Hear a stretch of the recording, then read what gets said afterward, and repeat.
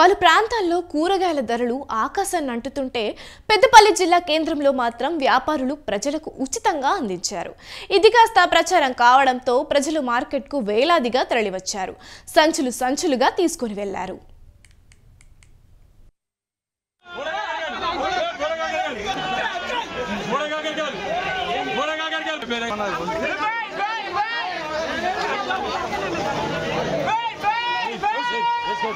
Yes, good. Yes, good.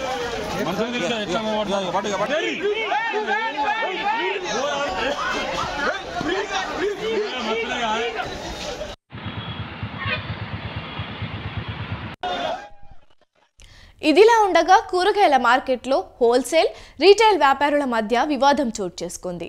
దీంతో retail వ్యాపారులు ఉచితంగా కూరగాయలు అందజేశారు. హోల్సేల్ వ్యాపారులు రీటైల్గా అమ్మవద్దని ఒప్పందం ఉన్నట్లు సమాచారం. నిబంధనలు అతిక్రమించి కిలోల చొప్పున హోల్సేల్ వ్యాపారులు అమ్ముతుండడంతో రీటైల్ వ్యాపారులు ఆగ్రహించి ప్రజలకు ఫ్రీగా కూరగాయలు పంచిపెట్టారు.